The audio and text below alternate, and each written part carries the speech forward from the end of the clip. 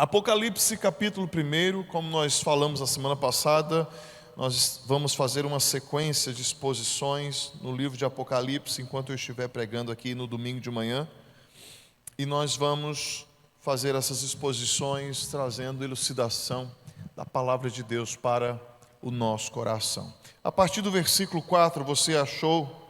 Amém? Até o versículo 8. João, às 7 igrejas que estão na província da Ásia, que a graça e a paz estejam com vocês, da parte daquele que é, que era e que há de vir, da parte dos 7 espíritos que estão diante do seu trono, e da parte de Jesus Cristo, a fiel testemunha, o primogênito dos mortos e o soberano dos reis da terra. Aquele que nos ama e pelo seu sangue nos libertou dos nossos pecados e nos constituiu reino, sacerdotes para o seu Deus e Pai. A ele a glória e o domínio para todo sempre. Amém. Eis que ele vem com as nuvens e todo olho o verá, até mesmo aqueles que o traspassaram, e todas as tribos da terra se lamentarão por causa dele. Certamente. Amém. Versículo 8, vamos juntos? Eu sou o Alfa, diz o Senhor Deus, aquele que é. Senhor, nós pedimos que o Senhor fale conosco mais uma vez, que nesta manhã o nosso coração esteja cativo à Tua palavra, à Tua presença, e que nós possamos com temor e tremor receber dessa porção maravilhosa de graça, que somente a Tua palavra pode nos proporcionar. Nós pedimos que nessa manhã o nosso coração seja tomado de uma esperança que transcende, Senhor, toda e qualquer expectativa, para que nós possamos verdadeiramente nos render, Senhor, a esta palavra que transforma, que nos edifica para a Tua glória e para o Teu louvor. Nós pedimos que o Senhor fale conosco nessa manhã, no nome de Cristo Jesus, e você diz: imagine um soldado em um campo de prisioneiros durante uma guerra exaustiva. Ele está cercado por arame farpado, fome, guardas, muitos guardas, que o tratam como se ele não tivesse futuro. Aos olhos do mundo, dos seus inimigos, este soldado é apenas mais um derrotado. Mas esse soldado caminha com a cabeça erguida e com um brilho nos olhos que ninguém naquele campo de concentração, naquela prisão, entende. O segredo está em um pequeno pedaço de papel que ele tem escondido na costura do seu casaco, com uma mensagem uma mensagem infiltrada. Alguém levou de forma infiltrada essa mensagem e entregou para ele.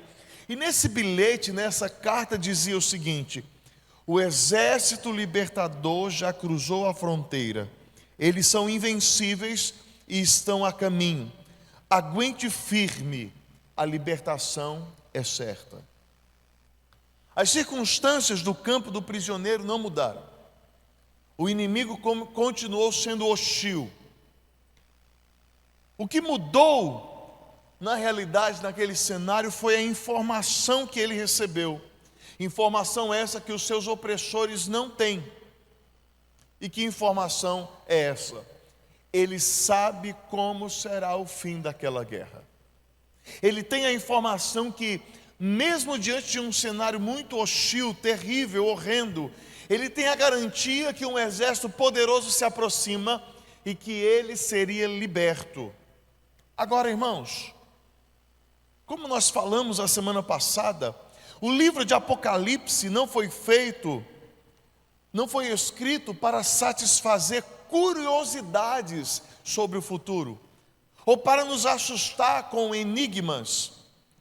Este livro é a essência de uma carta de esperança escondida no bolso da igreja de Jesus.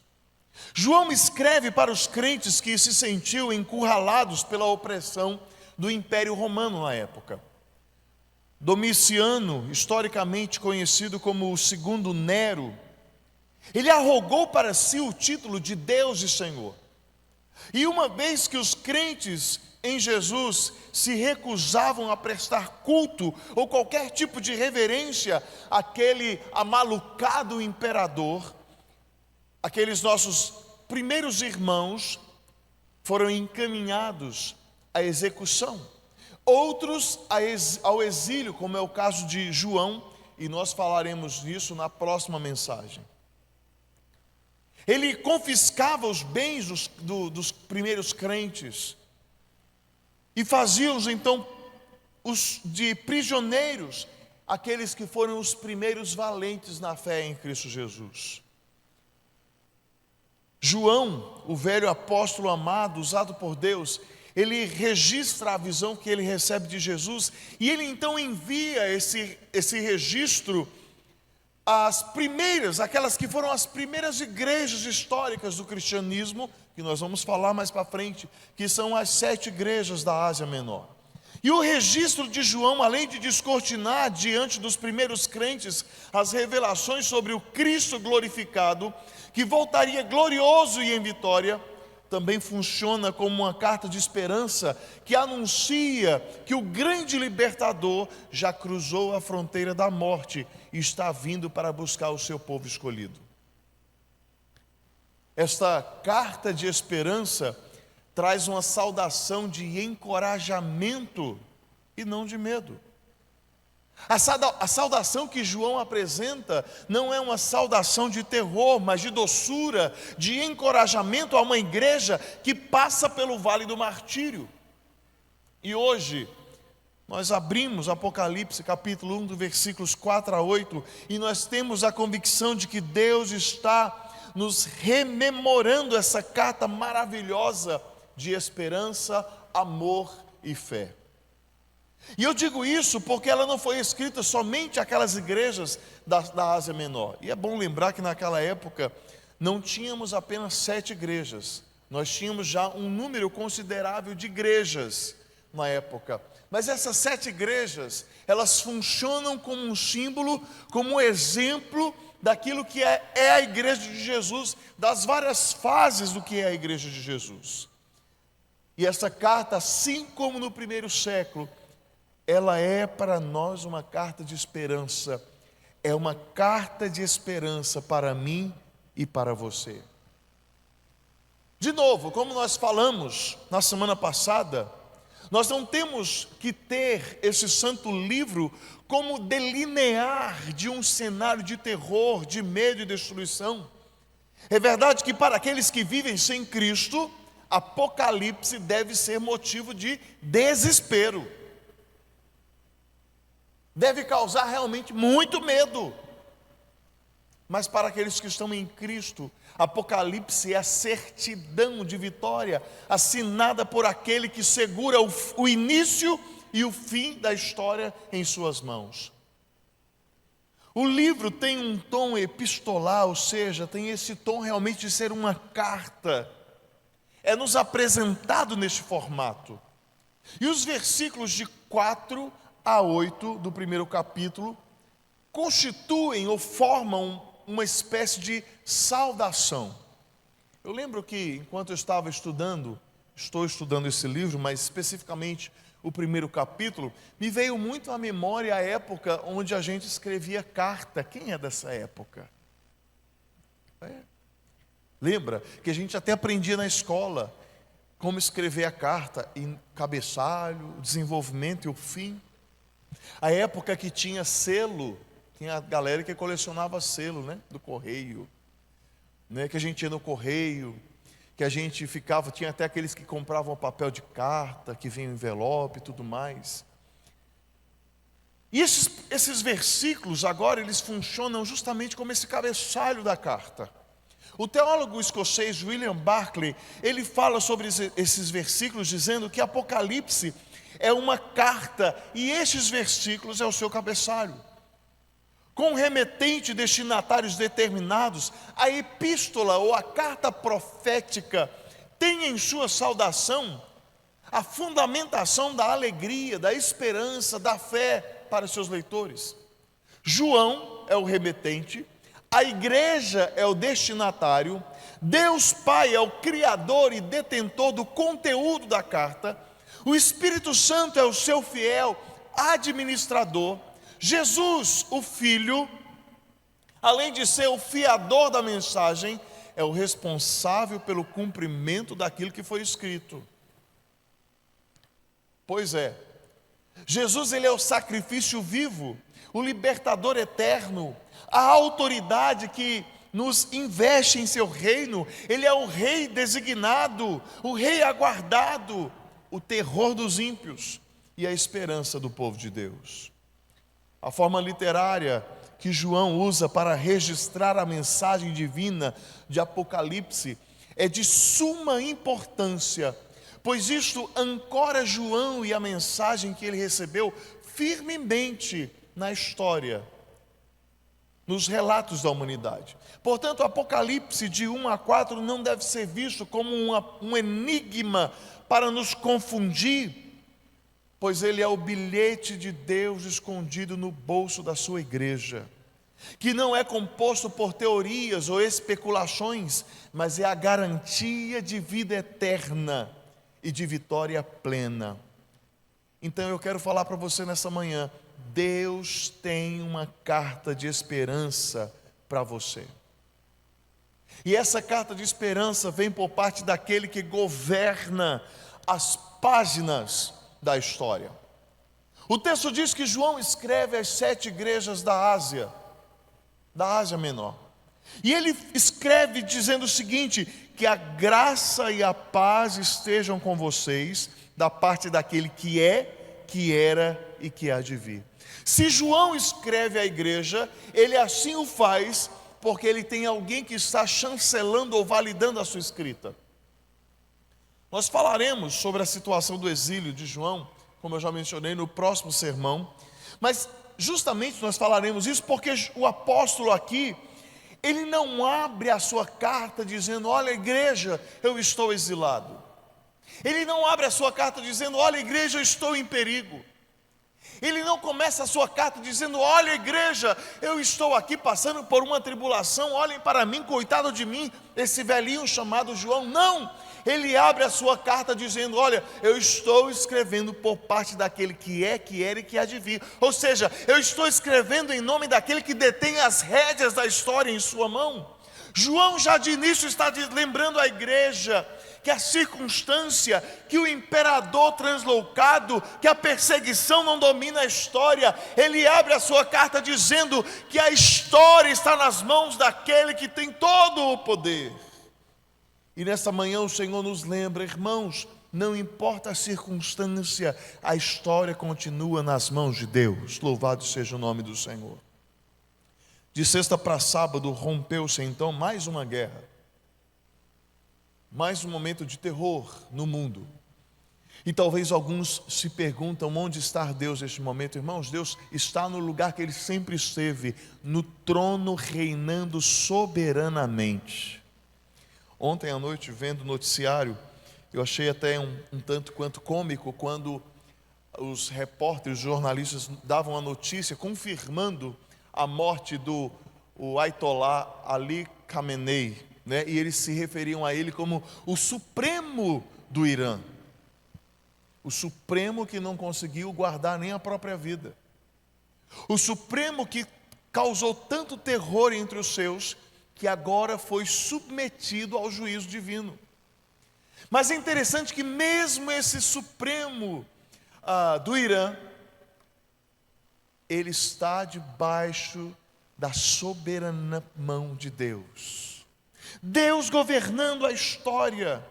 Irmãos, a saudação desta carta não é sequestrada pela adversidade, pois ela traz em sua abertura o carimbo de quem assina a história. Ao se dirigir à igreja de Cristo, João a saúda, não com uma palavra corriqueira, mas com uma declaração profética de consolo e paz. Porque quando João diz: olha, eu venho da parte daquele que é, que era e que há de vir, eu venho da parte daquele que tem o controle da história. Fiquem tranquilos, a história vai ter um final feliz. O teólogo americano William MacDonald afirma que a saudação de João une o favor imerecido de Deus e a força necessária para a vida cristã diária, com a calma resultante que permite ao cristão enfrentar perseguições, tristezas e até a morte. Todavia, há um ponto de atenção muito importante aqui, que é levantado pelo exegeta Grant Osborne, quando ele diz que João, quando ele fala graça e paz, ele tornou este termo que era tão corriqueiro no primeiro século, como a saudação oficial da igreja primitiva. Porque graça e paz é a junção das duas eras da igreja de Deus, ou seja, o Antigo e o Novo Testamento. Porque graça, ou seja, charis no grego, era a saudação comum aos crentes da era neotestamentária, ou seja, do Novo Testamento. Enquanto paz, eirene, o termo grego é um termo que herda o tom ou o significado daquela palavrinha tão nossa hoje chamada, que nós conhecemos, que é shalom, do Antigo Testamento. Então, quando João fala, olha, graça e paz à igreja, ele está fazendo uma menção de que o mesmo Deus do passado é o Deus do presente e é o Deus que sempre será. Engana-se então quem pensa que tal saudação é uma invencionice do apóstolo no exílio, pois a saudação não é feita em nome do próprio João, uma vez que ela é anunciada dentro da economia, da estrutura do Deus Trino. A saudação de João à igreja vem em nome de três pessoas. Reparou no texto? Em nome do Deus Pai, do Deus Filho e do Deus Espírito Santo. Graça e paz da parte daquele que é, que era e que há de vir, Deus Pai. Graça e paz da parte dos 7 espíritos que estão diante do seu trono, o Espírito Santo. E aqui deixa eu falar uma coisa para você, porque não existem, irmãos, o que João está falando aqui, não é que existem 7 Espíritos Santos, não é isso. É uma linguagem corriqueira no primeiro século para se referir aos 7 Espíritos de Deus, aos ventos de Deus, mas é um só Espírito. E João, ele conclui a sua saudação dizendo, da parte de Jesus Cristo, o Filho. A saudação feita por João tem a intenção de evocar nos leitores o consolo e a confiança de que Deus estava no controle de toda e qualquer situação. Como o pastor inglês Tim Chester diz, a Santa Trindade é a fonte de conforto para aqueles cristãos sitiados e deve também ser a fonte de consolo para nós hoje. Porque é verdade, irmãos, quando nós olhamos para o cenário internacional, para as guerras, para os rumores de guerra, para tantos conflitos, para tantas situações, nós ficamos desesperados. Mas olhando para textos como este, o nosso coração deve se encher de esperança para o fato de que a história não está nas mãos de homens ímpios, a história está nas mãos do Deus Pai, do Deus Filho e do Deus Espírito Santo, que é o Deus da igreja. Por isso, não é sem razão que João usa o conceito da eternidade para se referir ao Todo-Poderoso, quando ele diz, Ele é, Ele era e Ele há de vir. Deus não está, irmãos, preso à nossa matemática do tempo. A mensagem à igreja é clara, naquele instante, Deus é eterno, Roma não. E queridos, Deus continua sendo eterno e não os domínios deste mundo. Deus é eterno e não os poderosos desta vida. Deus é eterno e não as circunstâncias que nos assombram. Deus é eterno e não as adversidades e não as tribulações. E para nós termos a perfeita extensão e compreensão desse entendimento, inspirado pelo Espírito Santo, o mesmo que está com Deus e que era Deus lá no princípio, na ocasião da revelação de Moisés, João diz que ele era e ele há de vir. Ou seja, o ser humano, irmãos, por mais poderoso que ele pareça ser, ele é um ser datado. Mas Deus, o nosso Senhor, ele não está preso no calendário. Então preste bem atenção nisso aqui.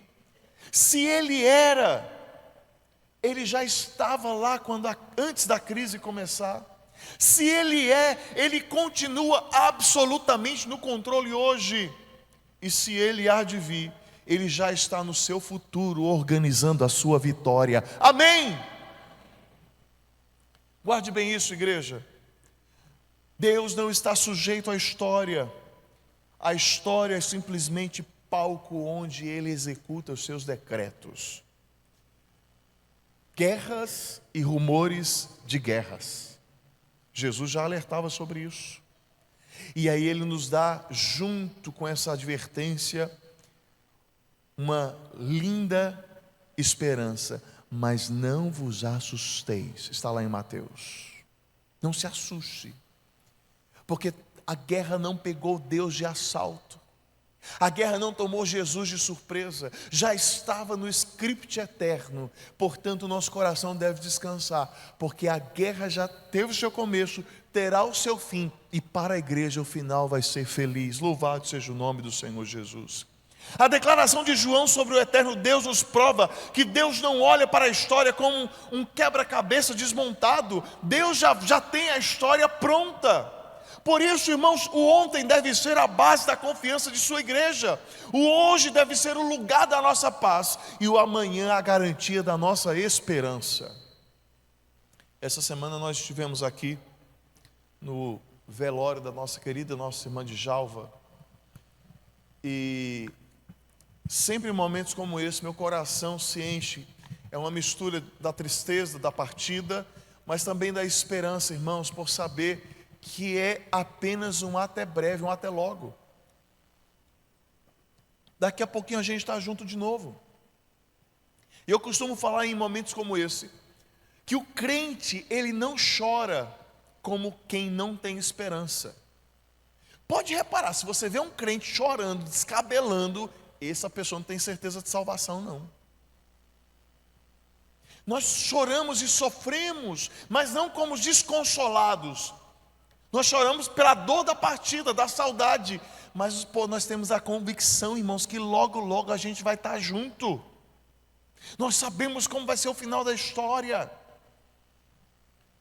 Sabe qual é o problema da igreja de hoje? É que nós queremos governar a nossa história do nosso jeito, nós queremos ter as rédeas nas mãos, e nos esquecemos, irmãos, que a nossa força, ela é limitada. Essa carta de esperança à igreja de hoje é a lembrança de que o trono não está vazio, não está vago. É a lembrança de que Deus continua governando a despeito dos nossos medos e incertezas.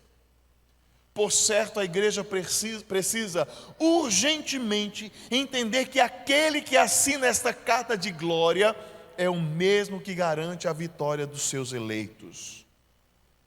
Não é a crise, irmãos, que dita como será o fim.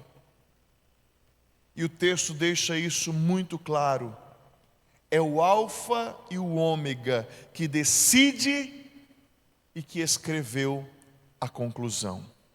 Então, se Deus era, Ele estava lá, em cada lágrima que você já derramou.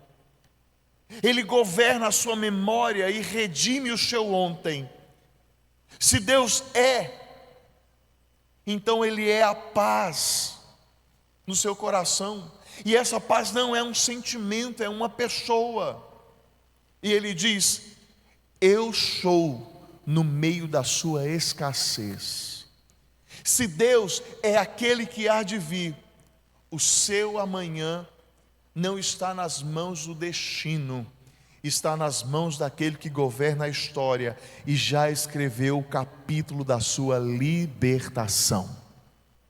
Como igreja, isso tanto no coletivo quanto na nossa individualidade, entenda, A sua vida está nas mãos de Deus, aquele que era, aquele que é e aquele que há de vir. Amém, queridos? Essa carta de esperança também nos vem da parte do mensageiro que tem o rosto da nossa vitória. Após falar da eternidade do Pai e da presença plena do Espírito Santo, o cabeçalho da carta nos apresenta o Filho. E o texto nos diz: da parte de Jesus Cristo, olha quantos atributos: a fiel testemunha, o primogênito dos mortos e o soberano dos reis da terra. E não para aqui, porque João continua dizendo: aquele que nos ama e pelo seu sangue nos libertou dos nossos pecados e nos constituiu reino, sacerdotes para o seu Deus e Pai. Olha que palavra maravilhosa! Louvado seja Deus. Mencionado como a última fonte de nosso consolo, João nos apresenta Jesus como sendo o ápice da sua saudação. O lugar onde João coloca Jesus na saudação não é um lugar no nível de importância, em nível de importância, mas como a conclusão de uma obra redentiva que aconteceu por meio dele. E está aí, queridos, o porquê João não dizer simplesmente da parte de Jesus, mas sim da parte de Jesus Cristo. E o que eu estou querendo dizer aqui? João poderia simplesmente falar assim: olha, eu estou escrevendo da parte de Jesus, mas João está falando Jesus e ele dá, digamos, o adjetivo ou o sobrenome, Cristo. João faz referência completa ao nome de Jesus para enfatizar a sua vida terrena e o seu ofício messiânico. João está aqui testificando do Jesus homem que ele conheceu. Eu caminhei com ele, eu ouvi a sua história, eu estive diante da audição do seu testemunho. E na sequência, que irrompe em um tipo de exaltação, João apresenta Jesus à igreja de 3 modos específicos: a fiel testemunha, o primogênito dos mortos e o soberano dos reis da terra. Todos esses títulos, irmãos, foram extraídos do Salmo 89, versículos 27 e 34, pois todos estão se referindo à autoridade e realeza de Cristo como descendente prometido de Davi. Sendo ele a fiel testemunha, Cristo foi desde a eternidade uma testemunha de todos os decretos de Deus. E no tempo, na nossa cronologia, ele foi uma testemunha fiel da vontade revelada, que se tornou a voz de Deus a falar à igreja. Hebreus capítulo 1 nos fala sobre isso, ali no início do texto de Hebreus. Outrora, Deus falava por meio dos profetas, agora Ele nos fala por meio do Filho. Cristo testemunhou a criação. No princípio criou Deus os céus e a terra era sem forma e vazia, e o Espírito Santo pairava sobre a face do abismo. E disse Deus: haja. Olha a palavra, Deus é o verbo, o próprio João falava sobre isso. Ele é o verbo.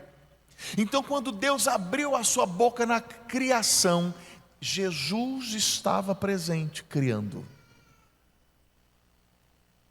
Todas as vezes que você olha no Antigo Testamento a referência ao anjo do Senhor, você vai ver que inclusive no nosso vernáculo, na nossa língua portuguesa, a palavrinha anjo, quando é esse anjo específico, está em maiúsculo. Já reparou? E é sucedido do termo do Senhor. É uma referência ao próprio Cristo. Tem uma série, eu não sei, acho que ela não está mais nas plataformas de vídeo, mas era uma série que ela falava sobre Jesus, e quando ela falava, trazia a história do Antigo Testamento, todas as vezes que esse anjo do Senhor aparecia, era um anjo, mas era o mesmo ator que posteriormente fez a representação de Cristo. Cristo, irmãos, é a testemunha fiel. Mas olha que interessante, dá para aprofundar um pouco mais, pois há uma referência que João faz de Jesus ser a testemunha, vai muito além dos fatos e das verdades, mas ele é o a testemunha que envolve a vida, a entrega, o sacrifício. Ele foi tão testemunha fiel dos feitos do Eterno, que ele entregou a sua vida como chancela, como uma espécie de fiador do plano redentivo. Cristo, Jesus, empenhou seu testemunho não apenas com a palavra, mas com a própria vida. Mas como primogênito dos mortos, Cristo foi o primeiro a ressuscitar em glória. E o texto nos diz que ele estava vivo para sempre. Ele é o primogênito porque ele é o primeiro da fila. E nós vamos logo atrás, nós vamos na sequência. Entendeu? Nós sentimos a saudade daqueles que já partiram e já estão com o Senhor. Mas o que alegra o nosso coração, irmãos, é que eles viverão ou terão a mesma experiência da ressurreição. Jesus ressuscitou. E se Jesus não voltar no quesito e nós ainda estivermos vivos, caso chame a nossa senha, fique tranquilo, você vai ressuscitar também. Amém! É promessa, ele é o primogênito. No entanto, o título de primogênito tem algo mais do que somente a designação de um lugar ou de uma posição, pois também fala da herança, da autoridade. O Dr. Risby chega a dizer que as palavras de João não se arremetem apenas ao fato de Cristo ser o primeiro a ser ressuscitado dentre os mortos, mas sim também o mais exaltado a ser ressuscitado entre os mortos.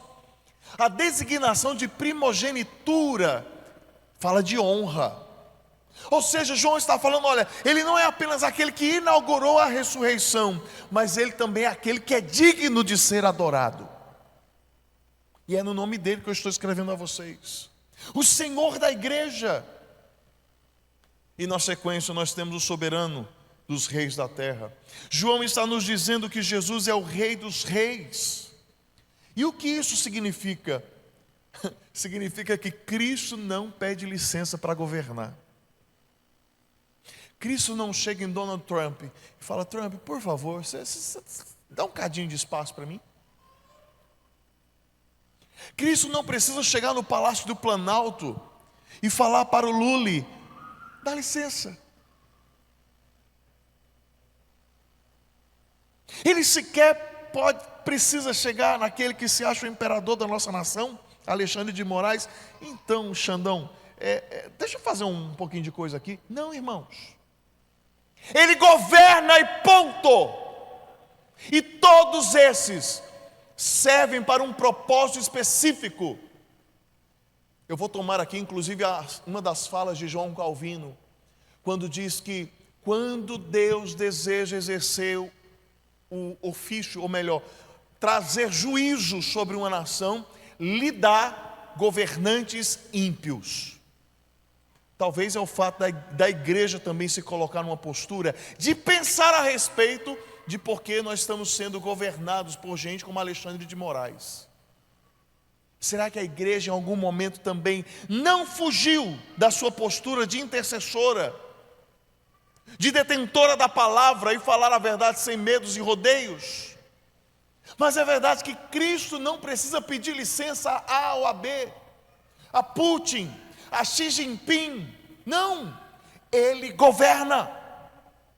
Eu concordo com o mestre Hernandes quando ele diz, abro aspas para ele, a igreja precisa ver Jesus como o presidente dos presidentes, diante de quem todos os poderosos vão se dobrar. Fecho aspas.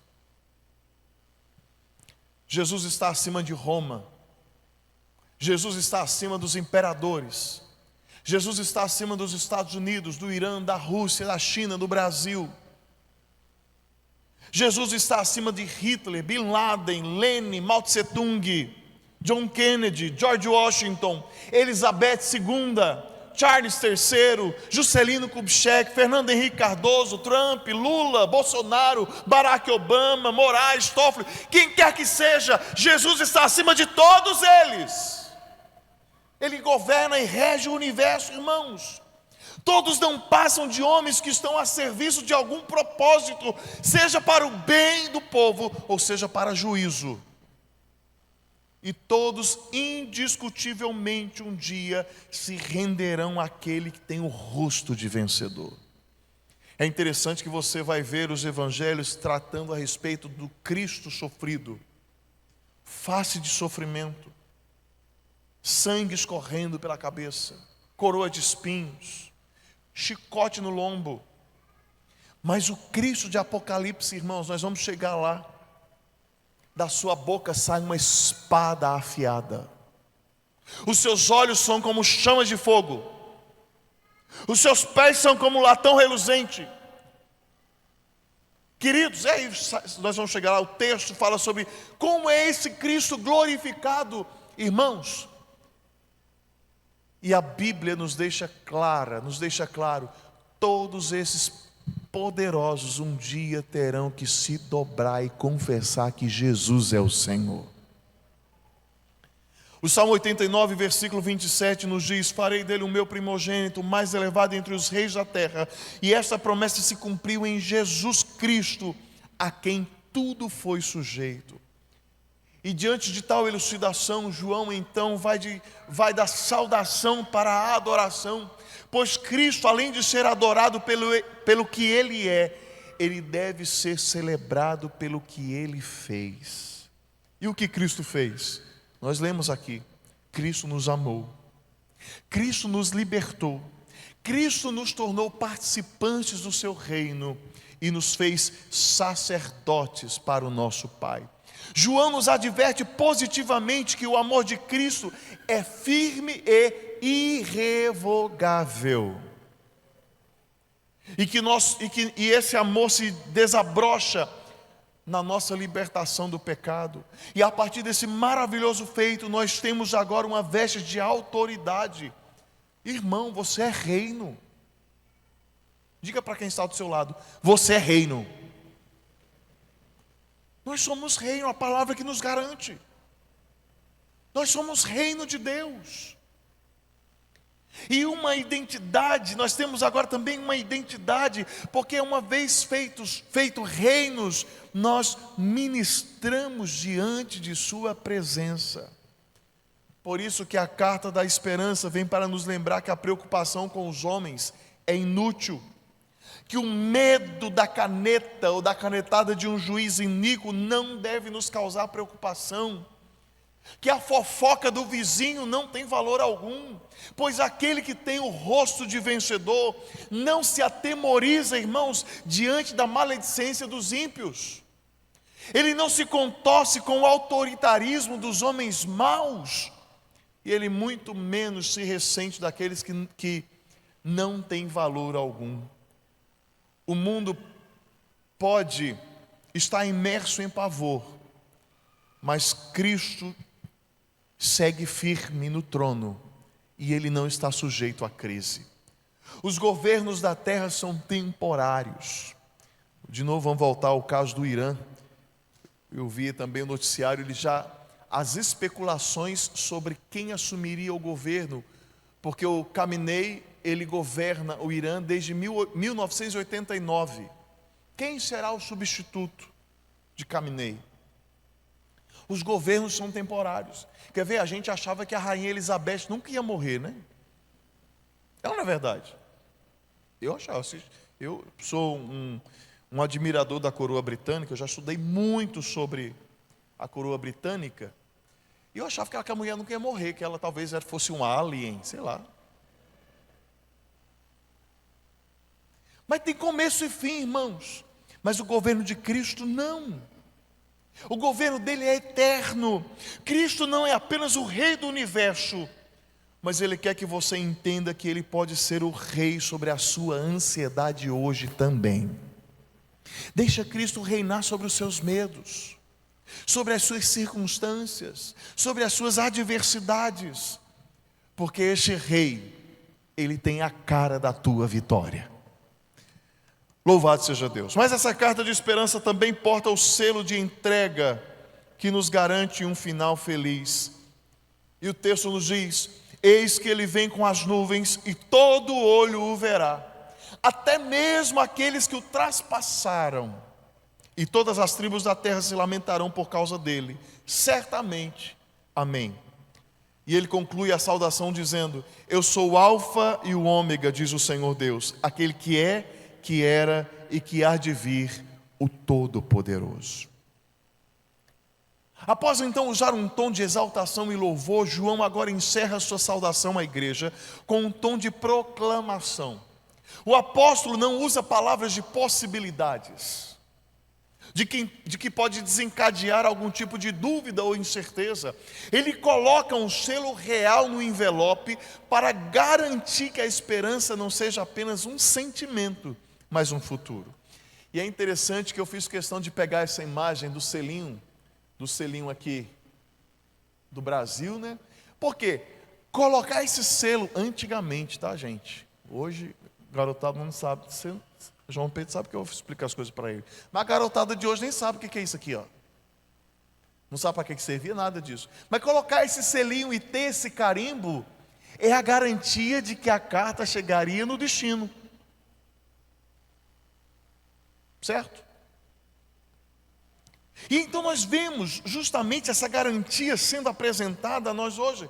As palavras de João são proféticas, e o que ele viu, irmãos, assim como aquilo que ele anunciou, está em concordância com as profecias que foram proclamadas lá no Antigo Testamento, como é o caso de Daniel e também do profeta Zacarias. Depois você pode ler Daniel capítulo 7 e Zacarias capítulo 12.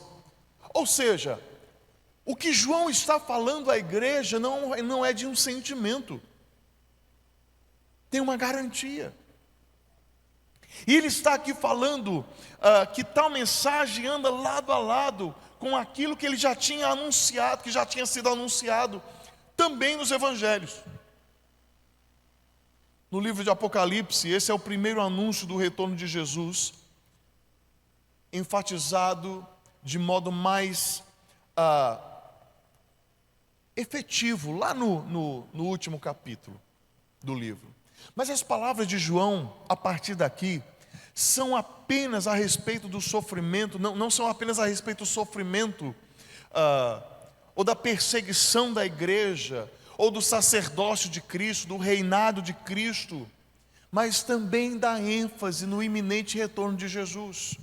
As revelações dadas a João o fazem ver o futuro, e lá nós temos, nesse futuro, Jesus retornando nas nuvens do céu, como o próprio Cristo prometera. E aí eu quero lembrar você lá em Mateus 24, que diz o seguinte: então aparecerá no céu o sinal do Filho do Homem. Jesus falando: todos os povos da terra se lamentarão e verão o Filho do Homem vindo sobre as nuvens do céu com poder e glória. Tem até aquele cântico, né? Então se verá. Quem conhece? Oh, aleluia, vocês conhecem. O Filho do Homem vindo sobre as nuvens com poder e glória. Pois é assim como um relâmpago que sai do oriente, se mostra no ocidente, e assim há de ser a vinda do Filho do Homem. E a gente canta, mas a gente se esquece disso. E o texto continua: e ele, Jesus, enviará os seus anjos com um grande som de trombeta, os quais reunirão os seus escolhidos, os quatro ventos, de uma a outra extremidade dos céus. Irmãos, tal prenúncio deve encher o nosso coração de esperança, pois a história da igreja, a história da sua vida não termina em um beco sem saída. Ela é uma estrada com o destino certo. E qual é o destino da igreja? O céu com Jesus.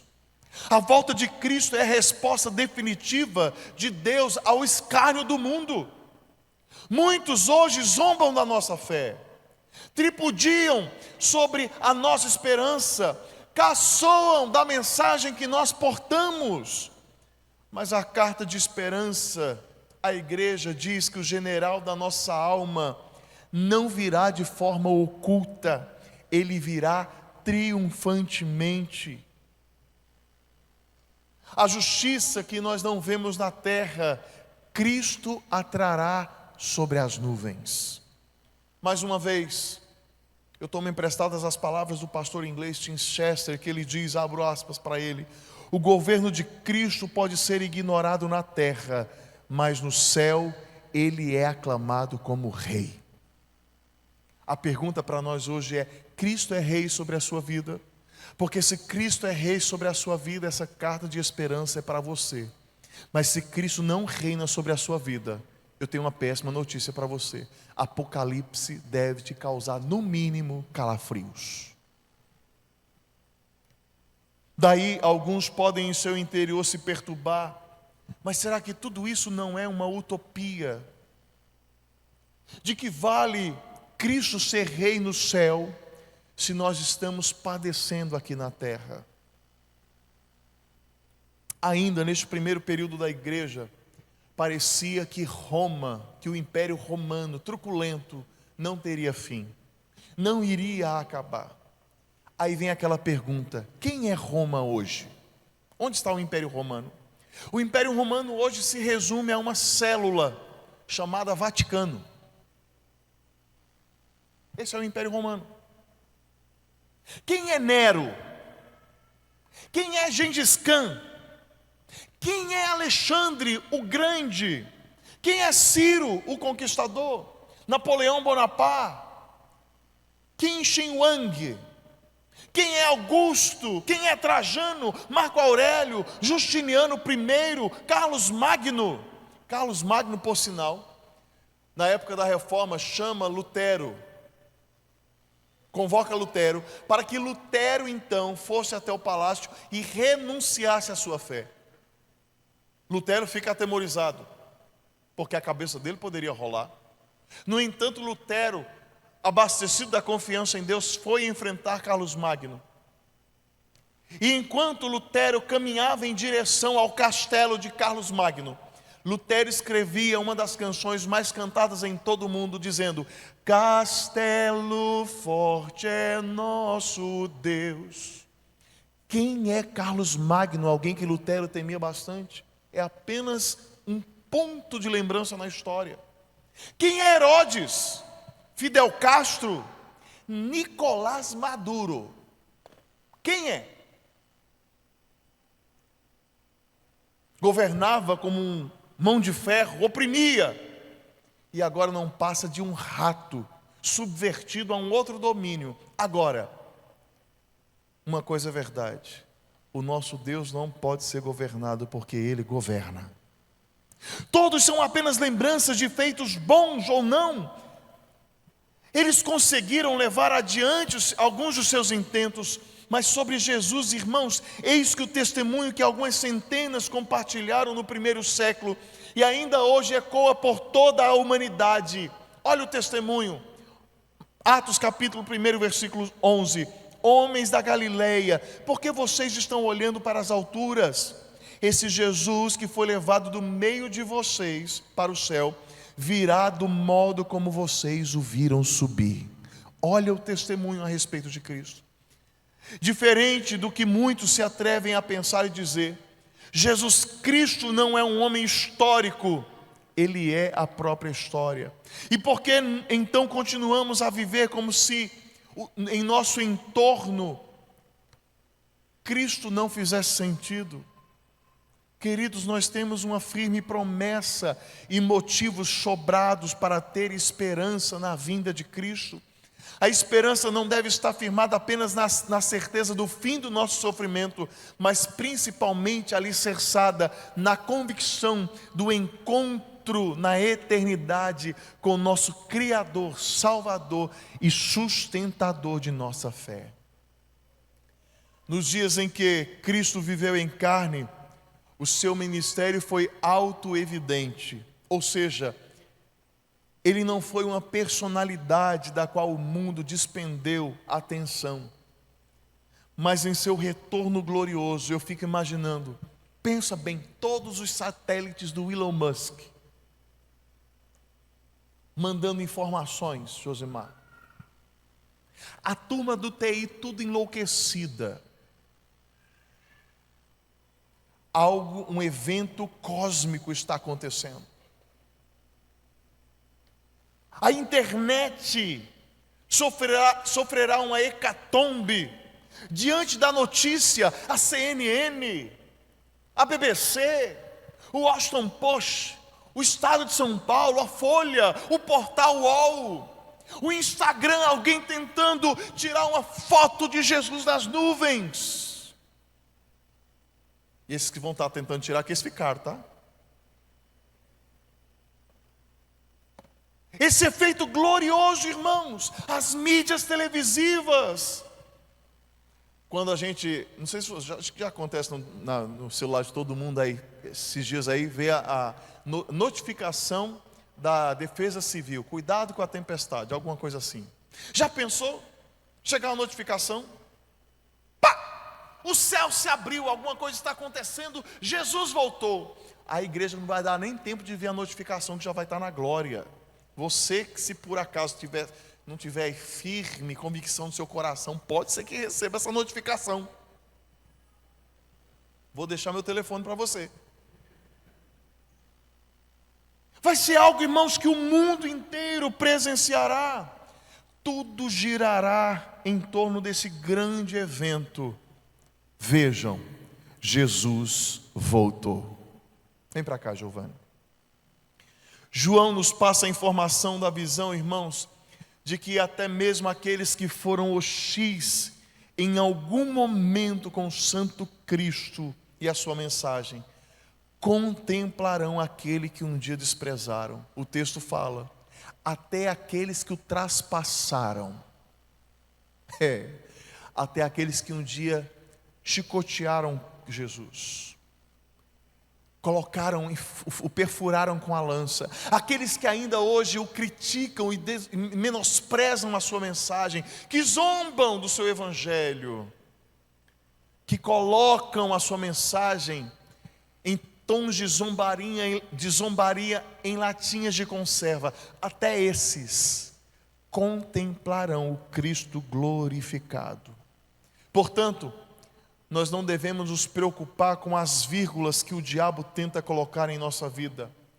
O dono da gramática da nossa história já determinou qual será o desfecho dela. E de novo, acredite, a nossa história terá um final feliz. Outrora, já nos avisava o profeta Daniel, lá em Daniel capítulo 7. Eu estava olhando nas minhas visões da noite, diz o texto, e eis que vinha com as nuvens do céu alguém como o filho do homem. Ele se dirigiu ao ancião de dias, e o fizeram chegar até ele. Foi-lhe dado o domínio, a glória e o reino, para que as pessoas de todos os povos, nações e línguas servissem. O seu domínio é domínio eterno, que não passará, e o seu reino jamais será destruído. E agora o apóstolo João nos adverte: eis que ele vem com as nuvens, e todo olho verá. Qual a diferença então desses dois textos? Além de que do tempo em que foi proclamado, né? Não existe diferença nenhuma entre o texto de Daniel 7 e Apocalipse capítulo 1. O grande X da questão é o que nós faremos com essa informação. E enquanto eu preparava essa mensagem, o Espírito Santo falava no meu coração: nós precisamos, pastores, pregar mais sobre a volta de Jesus. Pastores, nós precisamos falar mais sobre o retorno de Cristo. Igreja, nós precisamos falar mais aos outros sobre a volta de Jesus. Hoje, diante dessa exposição bíblica, o desafio é muito claro e simples: não saia daqui da mesma forma que você entrou. Se você veio com a alma arrastando correntes de desânimo, olhe uma última vez para a carta que Deus colocou no bolso do seu coração. O remetente ao Senhor do tempo, aquele que era, que é e que há de vir. Ele não está surpreso com o seu problema, com a sua luta, com a sua dificuldade. Ele já estava no seu amanhã. preparando o escape. O mensageiro é o Cristo triunfante, vitorioso. Ele não é um Marte derrotado. Ele é a testemunha fiel que diz que você é amado. O primogênito dos mortos que diz que você é eterno. E o soberano que diz que este mundo não manda em você. O nosso destino, irmãos, é a glória. Cristo vem nas nuvens. O céu está preparado para o dia em que o Alfa e o Ômega colocará o ponto final na dor, na sua dor, e uma exclamação na sua alegria. E sabe o que isso significa na prática? Significa que hoje você pode viver em paz. Mesmo que a tempestade esteja lá fora, caindo como uma chuva torrencial, fique em paz. O mundo hoje pode dizer é o fim, mas o Alfa está nos dizendo: eu sou o começo.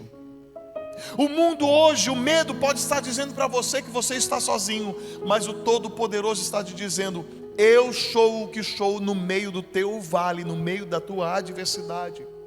A história diz: o mal venceu, mas o Ômega está nos dizendo: eu já escrevi a última página, e nela o Cordeiro venceu e as suas lágrimas foram enxugadas.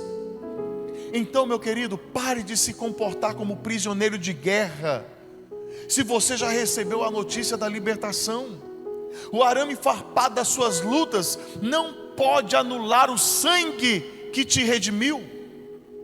As grades da ansiedade não podem calar o louvor de quem foi feito reino e sacerdote. Guarde esta palavra, essa carta, esta palavra no lugar mais profundo da sua alma. E quando o sol se puser e as incertezas tentarem sussurrar no seu ouvido, leve a mão no peito, sinta o pulsar da vida de Cristo, essa vida que Ele te deu, e declare: eu sei quem assina a minha história, eu sei quem governa os meus dias. O meu general está chegando com o seu exército e ele não perde batalhas. A nossa esperança não é um talvez. A nossa esperança é a rocha dos séculos.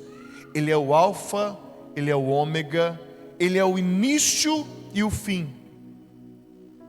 Mas entre, irmãos, o começo e o fim da história, como está no Salmo 23, versículo 1, Ele é o pastor que em nada nos faltará. Por isso, que nós possamos sair daqui nessa manhã em paz, com o rosto erguido, porque o Rei dos Reis governa a nossa história, e que a gente saia daqui proclamando no nosso coração: Maranata, ora vem Senhor Jesus. Curve a sua fronte, feche seus olhos.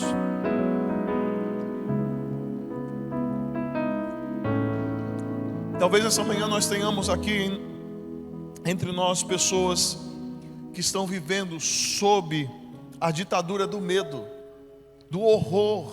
A adversidade tem afrontado, tem perseguido, tem roubado-lhe a paz. Mas diante dessa palavra, você que deseja clamar ao Senhor nesse instante, para que a paz do Senhor inunde o seu coração, coloque-se de pé no seu lugar. Segundo desafio: pessoas que ainda não entregaram a vida para Jesus, ou talvez tenham caminhado de forma que Cristo fosse apenas um detalhe, estivesse em terceiro, quarto, quinto plano em sua vida, mas mediante essa palavra entende que Cristo precisa ser trazido à primazia, ao primeiro lugar na sua história. Coloque-se de pé, nós vamos orar juntos. Ele virá num piscar de olhar, quem estiver pronto com Ele irá, na sua glória com Ele morar. Ele vem, Ele vem. Não mais tristeza, não mais temor, juntos com os santos, aleluia. Na sua pátria com Ele eu vou. Ele vem, Ele vem, Ele virá num piscar de olhar. Quem estiver pronto com Ele irá, na sua glória com Ele morar. Ele vem, não mais tristeza, não mais temor, juntos com os anjos cantar eu vou. Digno é o Cordeiro que se entregou. Ele vem, Ele vem. Senhor, nós estamos aqui necessitados, Pai, de um despertamento espiritual, porque por vezes nós ficamos tão embaraçados com as coisas dessa vida, que nós esquecemos que o Teu retorno é iminente, é certo. Então, no nome de Jesus, nós clamamos que neste momento o nosso coração seja tomado por um rememorar, Senhor, da Tua mensagem, da mensagem que nos fala que um dia o Senhor virá, onde a saudade não mais determinará, Senhor, o estágio emocional do nosso coração, onde, Senhor, a dor, o sofrimento e as lágrimas não nortearão mais o nosso destino. Deus, que essa mensagem fique, Senhor, bem firmada em nós, e que nós não nos esqueçamos que aquele que é o primeiro e o último continua governando a história, seja ela caótica ou não, e que nós mantenhamos em nós a esperança do reencontro glorioso com Jesus. Portanto, que nesta manhã, mediante a Tua palavra, nós possamos, Senhor, pensar, refletir, Deus, tirar todo o embaraço que às vezes nos cerca, que às vezes nos prende, Senhor, a condicionamentos que nos afastam de Ti, e que possamos, mediante a Tua palavra, olhar para aquele que governa sobre tudo e todos. Então nós pedimos o nome de Jesus, que nós sejamos nesta manhã reavivados, que nós busquemos vida santa, entendendo, Pai, que o dia do Senhor se aproxima e que nós precisamos estar preparados. Nós oramos no nome de Cristo Jesus e para a glória de Jesus. Amém. Nos coloquemos todos de pé. Que a graça do nosso Senhor e Salvador Jesus Cristo, que o amor de Deus, o nosso eterno Pai, a virtude e o consolo do Espírito Santo esteja sobre a sua vida hoje e para todo sempre. Amém. Bom domingo.